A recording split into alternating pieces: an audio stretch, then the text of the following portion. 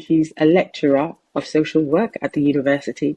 And we're just going to come through very quickly a few questions about social work, what it means to be a social worker, the processes, and some questions that they ask at interview stage. So I'm going to start, Raluca, by just asking you, like, what does it mean to be a social worker? Social work is such a popular course with most of our students, but a lot of people don't even know what it is they're coming to study. So if you could just let us know what is it, or who is a social worker, just.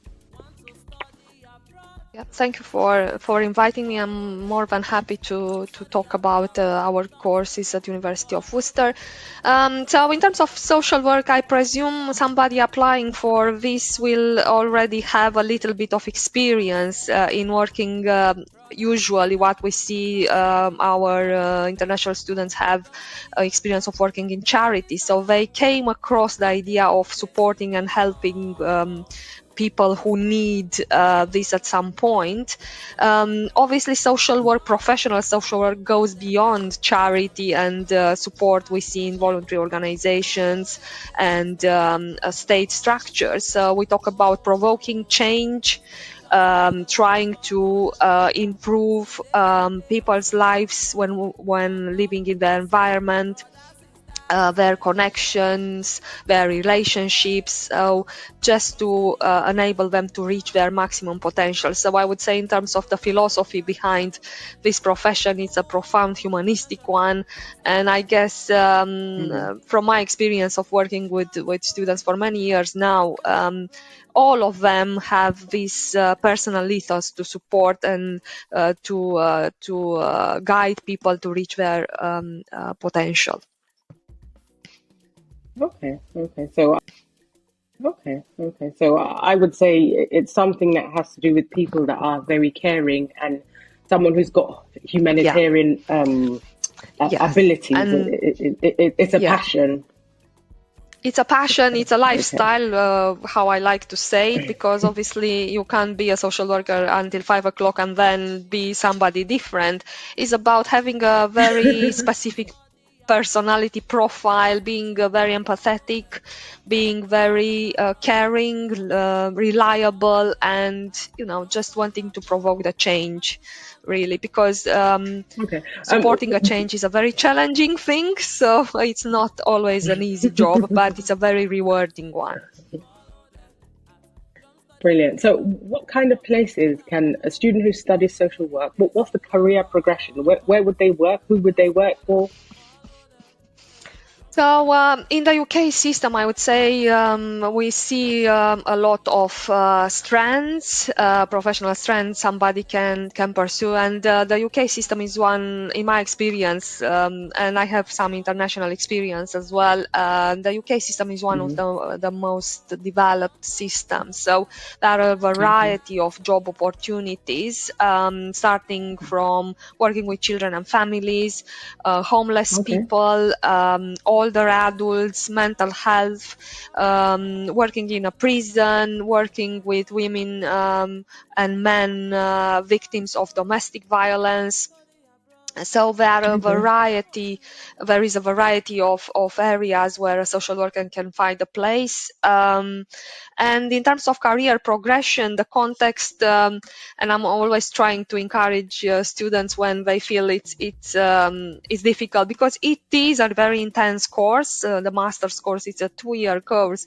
So in no time you get the qualification. But I think it's one of the areas where if you are good and you invest time and interest, you can progress very quickly, considering there is a significant staff shortage, unfortunately, in the UK for the moment. So the employability of that's good news for. That's good news. Yeah, it's good news for prospective. Yes, yes, and the employability. Just to give you an example, we take pride on this, and the employability for our students in the last many years, and the master's course at the University of Worcester.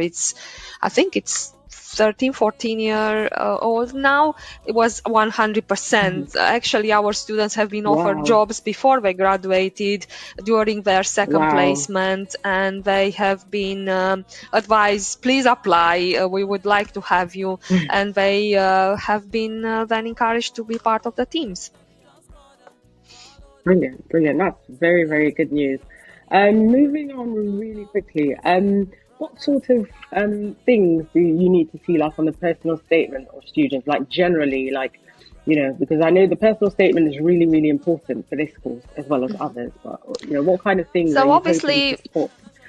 yeah. Obviously, there is this process is similar at University of Worcester. Is similar to any other universities in the UK. So we first hope the personal statement the candidates will submit will reflect one their motivation and their interest for this area, and also their previous Okay. experience. For a master student, it's very important for us to understand, what is the background, what is the motivation them to apply, because as I said, masters is a very intense short program, and in few Yeah. months after joining they will have the first placement, so they need very quickly to catch up with the UK reality, and so any Mhm. background and prior knowledge will support this effort.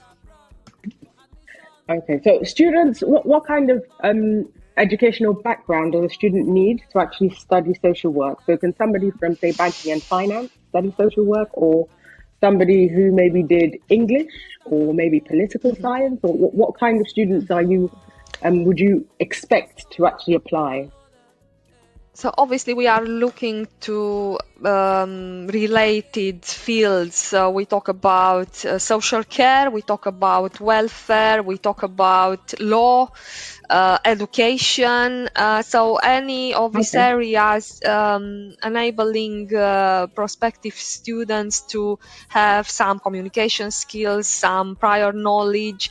Obviously.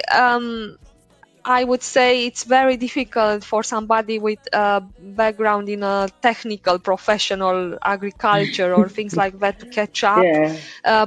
For these people, I would advise to access the BA, the undergraduate programs, and start from zero. The So BA. yeah, these are Okay. the related areas. Okay, all right, brilliant. And usually, during the process, I understand that there's like do you have written assignments? Some schools have a Mhm. written assignment, interviews, and so what's it at Worcester? So we've got personal statement. What else do they have to do? We have a very robust selection process, and I know some people will say, yeah, but other universities don't have this. Yeah, but other universities don't have this. We like to ensure our students are fully prepared to join the course. So we think the first condition on doing this is having a very robust selection process. So after we screen the personal statement, and obviously all the documents submissions will ask for people to submit as part of this stage. We will, if we are happy with the statement, we'll invite that person for a selection event. And when we talk about a selection event, it's a full day event where we'll combine three exercises. So will be a one-to-one interview with a Hmm. panel, an individual interview with a panel consisting in an academic and a service user, sometimes only an academic, but will be a number of questions where we'll verify, for example, the motivation of being on the course and resilience related aspects, and some self-reflective skills that we are expecting people to have. And then we will also have a group exercise where candidates will have a group discussion with other similar candidates, and they will be observed in order to see their communication skills, their values, and professional conduct. And also, Hmm. we will have a written exercise which will ask them to be completed during this selection event, where we'll ask them to comment and answer some as part of the exercise, to comment on an article, for example, or to answer some specific questions in relation to a case scenario. So yeah, this is what we will have, and then at the end we will put together and collect all the scores for all these exercises and decide if we want to move forward with an offer, which will be our colleagues in admissions' job to contact the candidate for. Wow. That's a very robust system, but I guess it's a course that actually it is, yeah, requires but proper selection of the right candidate. Exactly. So. And we start with the idea it's better to be robust from the beginning rather than offering places too easily and setting people up to fail later. So because we recognize it's a big step, some people will, change their lives and move here. So we don't want them to have the surprise, oh, actually, to make the wrong decision. I can't face the requirement. Yeah. Great. I also wanted to touch on the kind of questions that are asked in the interview. So just generally, what kind of questions do you ask? So we talk about, we are asking questions around motivation. We are asking questions around what they bring to the course. Really around their personal background. We also ask questions about resilience, about discrimination, human rights. So, general things everybody should have. Should be familiar with on starting a master's course. Yeah. Yes. So these are general and also probably things, someone who wants to go into that sort of profession also needs to have that sort of background already. Yes, and these are not related to the UK. Yes. And these are not related to the UK context. These are things everybody should know about when considering to apply for a social work course here or everywhere else. Looking to apply for social work at the University of Worcester, please do contact us at Drum Study Abroad. Please do like, follow, subscribe, click on the notification bell, and follow us at Drum Study Abroad on all our platforms, YouTube, TikTok, Instagram as well. And thank you so much for coming on this. And if you're interested in social work, please do contact us so we can start your application immediately. Thank you so much, Raluca. You are very welcome. All right, take care. A pleasure. All right.